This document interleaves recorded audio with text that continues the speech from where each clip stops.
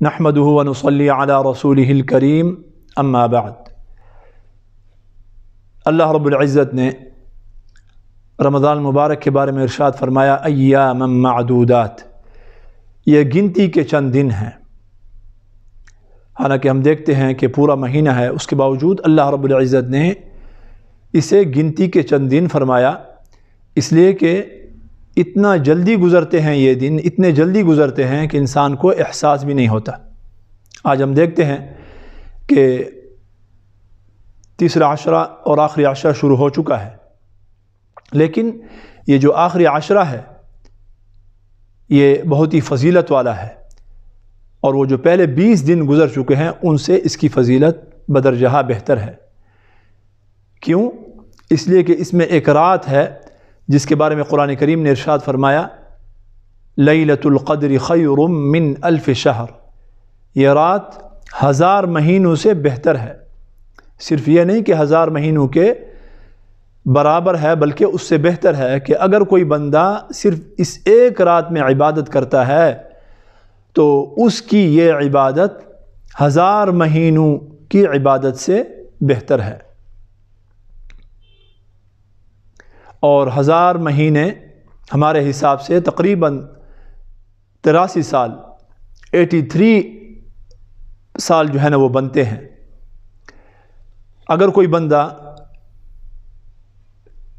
83 سال تک اللہ رب العزت کی عبادت کرتا ہے تو اس ایک رات کی عبادت ان 83 سالوں کی عبادت سے بہتر اور افضل ہے۔ میرے محترم دوستو، آج 83 سال کی عمر جو ہے نا کس کو نصیب ہوتی ہے؟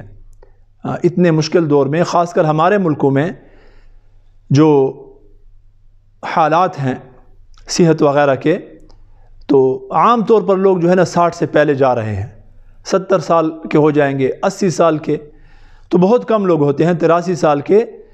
اس عمر کے لوگ بہت کم پائے جاتے ہیں، الا ماشاء اللہ بعض علاقے ہیں کہ جہاں کی جو آب و ہوا ہے وہ بہت ہی اچھی ہے، جیسے ہمارے شمالی علاقہ جات میں چلاس وغیرہ کے جو علاقے ہیں ان کے بارے میں سنا ہے کہ 90 سال جو ہے نا اوسطاً عمر ہے وہاں پر۔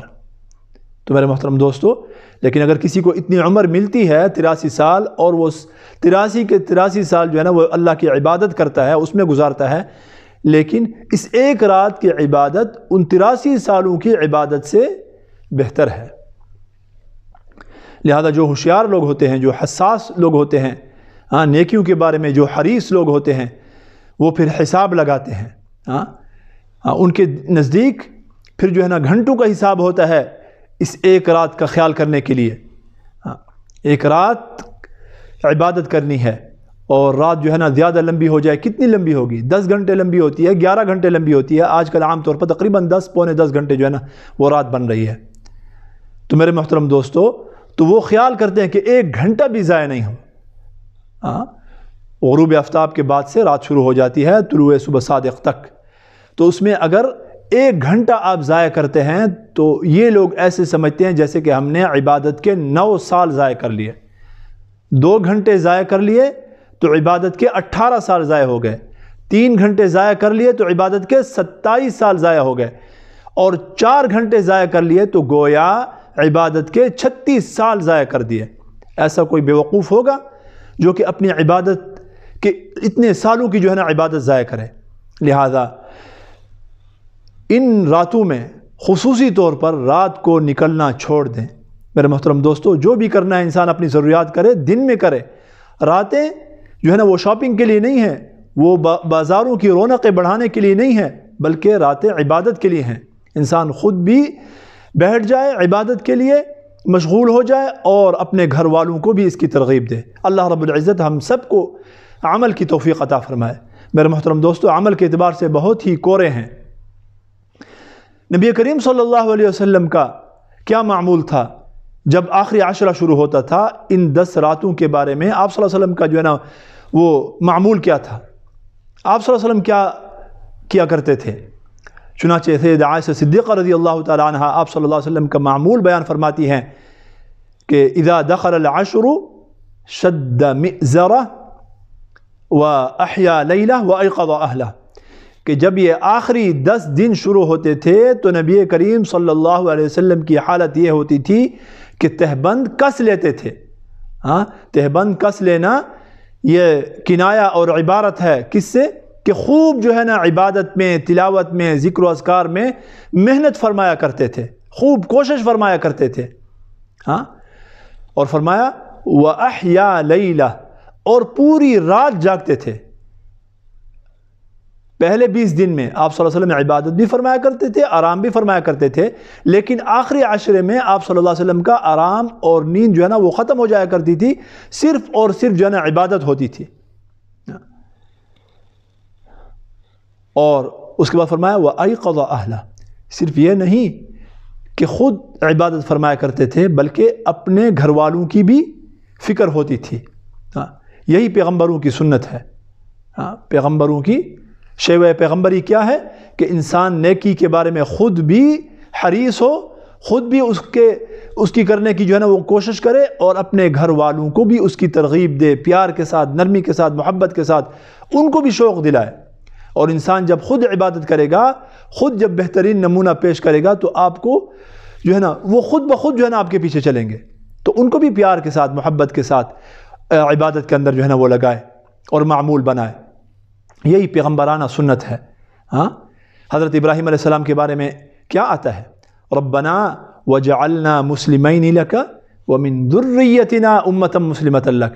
جب اپنے بارے میں دعا کی ہے کہ یا اللہ ہمیں بھی اپنا فرمانبردار بنا، تو اپنی جو آنے والی اولاد ہے اس کے بارے میں بھی دعا کر دی، اس کی بھی فکر تھی کہ یا اللہ ومن ذریتنا امۃ مسلمۃ لک، میری اولاد کو بھی اپنا فرمانبردار بنا.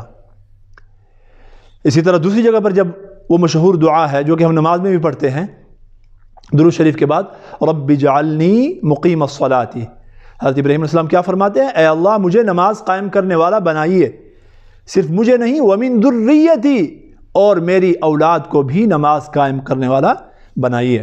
تو اولاد کی بھی فکر انبیاء کرام علیہ الصلوۃ والتسلیم نے ہمیشہ اسی طرح کیا ہے. تو میرے محترم دوستو، بہت ہی بڑی رات ہے اور بہت ہی بڑا عشرہ ہے. اس کے دن بھی قیمتی ہیں، راتیں بھی قیمتی ہیں، اور راتیں تو بہت زیادہ قیمتی ہیں. لہذا ان راتوں کو ضائع نہیں کرنا. ہم اور آپ سب نے اس کی فکر کرنی ہے کہ عید کی رات تک ہماری کوئی رات جو ہے نا وہ ضائع نہ ہو. شاپنگیں وغیرہ یہ چھوڑ دو، یہ اس چیز کے لیے نہیں ہے. صرف اور صرف اللہ رب العزت کی عبادت کرنی ہے. مغرب کی نماز کے بعد سے لے کر انسان جو ہے نا مسجد کے اندر جو ہے نا وہ چلا جائے بس، یا گھر میں جو ہے نا مشغول ہو جائے، تلاوت کرے، اس کے بعد جو ہے نا تراویح پڑھے اور ذکر اذکار میں اپنے آپ کو جو ہے نا وہ مشغول رکھے، استغفار کرے بہت زیادہ، اور دعائیں کریں. دعائیں بہت بڑا جو ہے نا بہت بڑی عبادت ہے دعا. آپ نے تھوڑی دیر تلاوت کی، پھر دعا میں مشغول ہو گئے.